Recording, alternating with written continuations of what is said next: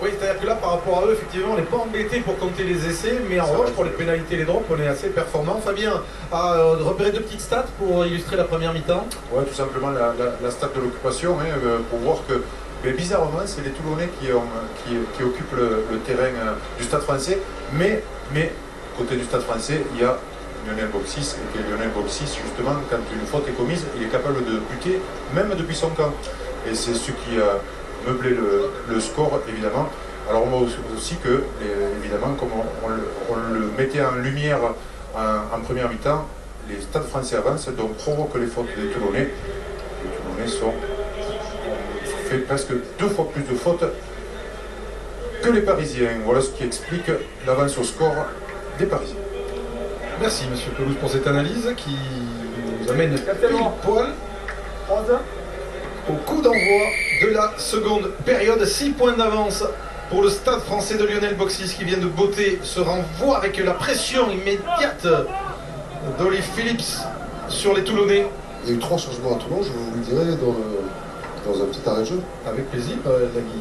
Le temps de rappeler que Toulon est une équipe extrêmement performante à l'extérieur cette saison avec 3 victoires et que les Parisiens seront bien inspirés de s'en méfier jusqu'au bout.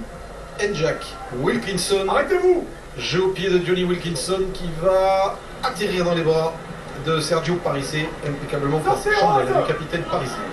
Parissé, Njak, Fernandez Lobé, où il y avait du beau monde dans les airs, c'est l'Argentin de Toulon qui s'est emparé de ce ballon. Njak sur le côté fermé, coup de pied à suivre d'Njak, un peu long. Et Boxis et les Parisiens peuvent repartir à l'assaut. Une patte de Boxis, beau jeu au pied qui va sortir en touche dans les 22 Toulonnais. Monsieur Guillard pour les remplaçants. Oui, alors il y a 2 piliers qui sont sortis. Emmanuel qui est sorti et Kupriashvili qui est sorti au profit de Tomeo Pello et de Karl Eman. Voilà, d'accord. Et ensuite, ce qu'on a annoncé, enfin, Geoffroy Messina finit par rester au vestiaire et a cédé sa passe définitivement à Lovo Balavou. Je suis désolé. L'exercice était compliqué avec Kupriashvili, le voilà là-bas. Attention, cette prise de balle de Fernandez Lobé. Donc 3 changements. Oui, c'est important parce qu'on vous disait à l'avant-match que les Toulonnais avaient été usés par cette déculottée subie au Munster. Et cette énorme intensité surtout. Et l'engagement physique. Et qu'ils sont sans doute fatigués, d'où les roulements nécessaires et les changements dans le match fait par Philippe Saint-André au bien Weber. Oui, cette première mi-temps aussi a été très engagée, donc peut-être que tout simplement, cette première mi-temps a beaucoup fait souffrir les Toulonnais. Wilkinson, Van Nicker, qui a pris le ballon et Parissé en même temps. Et le ballon qui est récupéré par les Parisiens. Le Parisien qui a réussi à se coucher sur la sortir pour Pascal Papé. Le deuxième ligne international passe par le sol. Il y a beaucoup de Parisiens par terre, ça va être difficile. Oh, le drop de Rodriguez de près de 50 mètres légèrement à côté des poteaux. Oui, c'était la solution, hein, avec beaucoup de Parisiens par terre. Difficile de mettre un jeu à place. Rodriguez Boruchaga, voyant cela, a préféré tenter le drop, même s'il était évidemment un peu lointain. Renvoi 22 avec le bandeau. Karl Eman, 45 sélections chez les All Blacks, une des recrues phares de l'intersaison des Toulonnais. Pas forcément toujours à la fête dans les mêlées du top 14. Oui.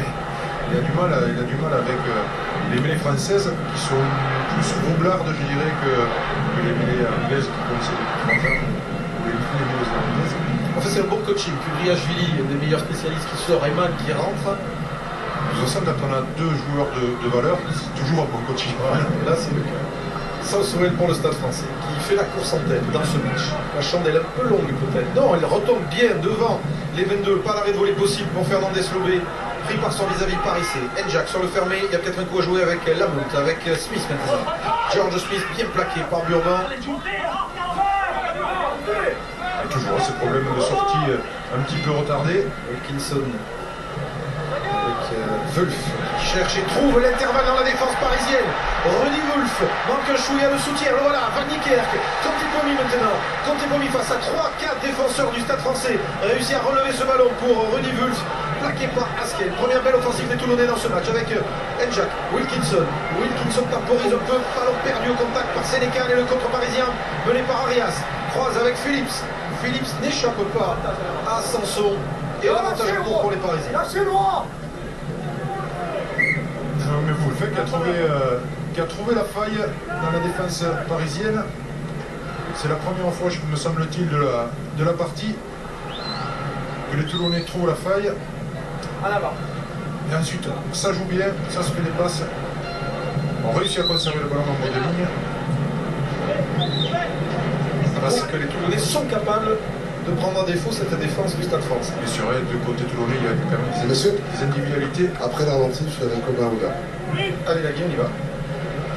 Je sais pas, on est à l'antenne là? Ouais. Ah ouais, je voyais un ralenti sur le grand écran, mais pas du tout. Alors, on va laisser passer la mêlée, je pense, franchement. Allez, l'introduction du public. Stop.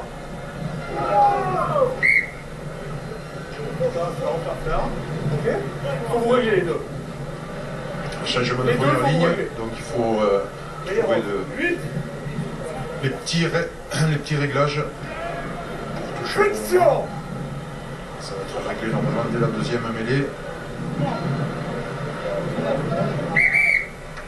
C'est pas subtil. On va bouger là. Allez, Rose. Approchez-vous si vous êtes trop loin. Toujours difficile pour un talonneur, quand il y a changement de pilier, il faut qu'il s'adapte un petit peu à la fraîcheur de ces nouveaux piliers. Touchez. Stop. Entrez. Bien les commandements, monsieur Galuzer. Jouez-le. Lui qui a tourné depuis peut transmettre à Southwell. Et dégagement de l'arrière du Stade français. Lamotte. Sortez, go. Lamotte elle sera dessous à la lutte avec Marchois qui est plus grand que lui. Burban en On avant. l'a touché là, il y a d'abord Rose. Ok. Et la mêlée sera pour les Toulonnais. Allez, 12-6. Alors que là, il y a des gros nuages noirs sur le Stade de France. Dans ce match, on vous le disait, qui va nous permettre quand même, face à une sérieuse équipe de Toulon, de juger le potentiel de cette équipe du Stade français cette saison, qui sort de 2 matchs de challenge européen, et d'attendre la réaction des Toulonnais après leur déculotté contre le Munster en Irlande en HK Pelagui. Oui, avec Copain. Copain, c'est quoi les consignes? Parce que vous avez subi quand même beaucoup la première mi-temps, et surtout la fin de la première mi-temps. Qu'est-ce que vous avez décidé de... Comment vous avez décidé de jouer là? C'est vrai qu'on subit le jeu des Parisiens et il faut un petit peu sur même les ballons de récup, on leur rend les ballons, donc c'est pas bon. Il faut essayer d'être un peu plus ambitieux dans le jeu, essayer de, comme on l'a fait sur l'action là, d'essayer de créer un peu le jeu pour les mettre en difficulté. Pour le moment, on les regarde jouer, donc automatiquement, c'est logique qu'ils soient devant et qu'ils nous mettent en difficulté. Tu vas me donner un petit coup de main sur le coaching, j'ai vu suite à rentrer qui est sorti. C'est les calmes. Merci. Voilà, changement, merci. En deuxième ligne, c'est le 4e changement après 47 minutes de jeu seulement. Voici José Dino Suta qui fait la paire maintenant avec Christophe Sanson. Allez, debout, il faut l'info. Allez. Pour amener encore un peu plus de puissance au niveau du pack d'avant. Je suis une autre Suta qui est un joueur Entrez. plutôt massif. Le gros nuage blanc est en train de parler. Et on voit les premières gouttes qui tombent sur la pelouse de Saint-Denis avec ce ballon de Fernandez Lobé. On va pas se méfier les conditions de jeu. Njak maintenant.